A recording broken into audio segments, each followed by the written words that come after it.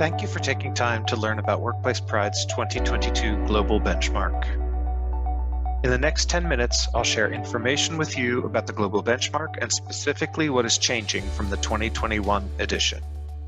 Let's get started. First, a bit of background. 2022 will be the 9th year that the Global Benchmark is providing information to help participants see where they can make progress for LGBTIQ+ employees in the workplace. The Global Benchmark is comprised of 47 questions in total, 28 of which are multiple choice scoring questions, and there are also 3 open questions. The scoring questions are divided between 8 sections, all representing key components of an LGBTIQ+ workplace inclusion strategy.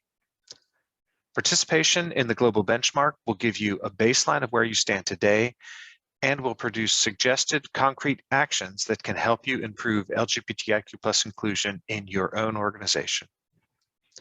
Additionally, you will see how you compare to other participants by industry, sector, and organizational size, and we help you track your progress year over year so that you can pinpoint where you may want to focus in the future. So let's look specifically at the 2022 Global Benchmark. The process for participation is not changing, except that we will now handle registrations via our website rather than via email. I'll provide the specifics at the end of this presentation. The Global Benchmark will open on February 1st. You'll have February, March, and the beginning of April to gather the information and the evidence required for your submission, which needs to be completed by April 22nd. We will then do the analysis and comparisons and provide you with your individual results in July, and the overall results and celebration of the highest scores and special recognition will be held at the Leadership Awards Gala, which will be held at the end of October or the beginning of November. Every year, we raise the bar to ensure that the Global Benchmark takes into account what has been accomplished by those leading the way and sets aspirational goals for LGBTIQ+ inclusion in the workplace. This year, that has resulted in some changes to 4 of the 8 sections of the Global Benchmark survey. I'll go into specifically which questions have changed in the following slides, but here in summary, in policy of communications, we look more specifically at the wording of your LGBTIQ+ inclusion policy statements and at how they are implemented. In the employee network section, we dive into how formally your LGBTIQ+ employee network is officially endorsed and empowered by organizational leadership.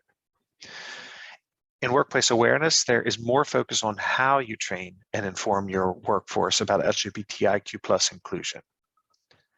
We haven't changed too much in support and benefits, but we've tried to be clear about what we expect in the existing questions.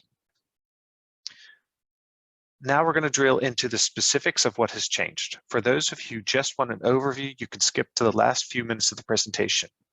For those that are still here, let's look at the questions that have changed. Starting with policy and communication. In the 2021 survey, we asked for an excerpt or link to your policy statements. Now, we look for specific language to be included. We've also added a new question where we want to understand how you have implemented your policy. How do employees know about it? How often do they see it? And are they formally required to agree?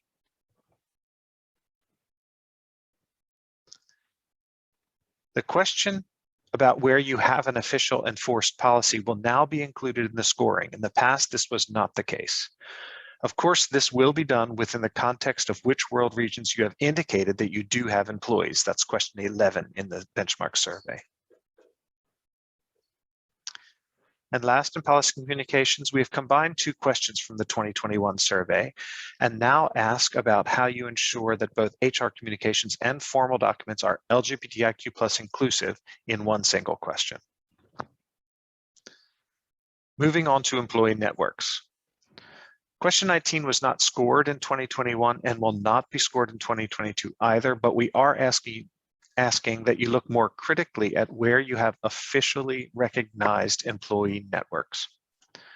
We also place more focus on how organizational leadership formally and officially empowers the network to play the role that they do.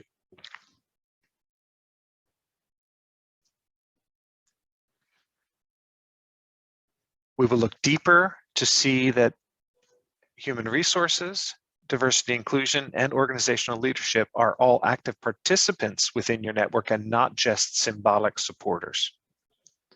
To bring focus on delivering results, we've added a question where you can tell us about what your LGBTIQ+ network has actually achieved. In workplace awareness, we look more specifically at how you promoted the network and initiatives and how leadership is engaged. And rather than just asking about the audience for your training, we look at how you have implemented it. Is it voluntary or mandatory?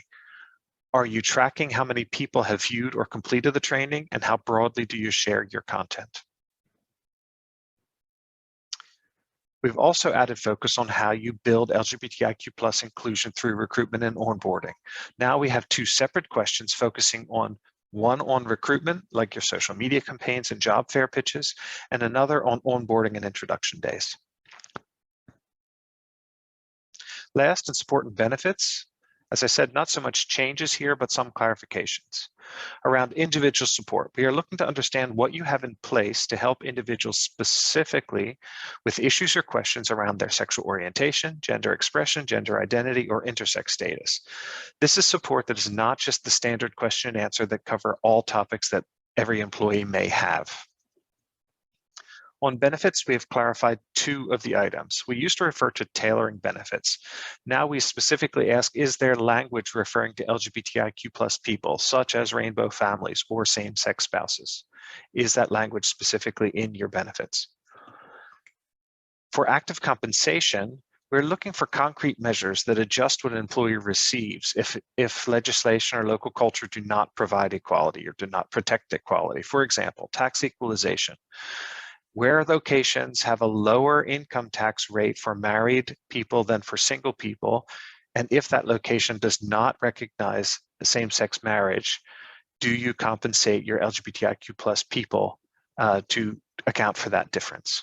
That's an example of what we're looking for in terms of active compensation. So that covers the important question changes in the 2022 survey. Hope that was clear. As I mentioned earlier, registrations will now be handled via our website.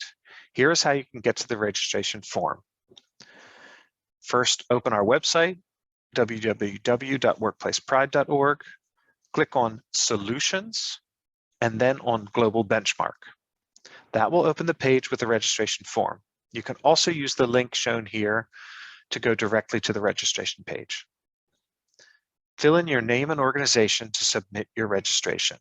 We will confirm that the name submitted is a known contact if you're a member organization, and we will then create a survey specifically for you.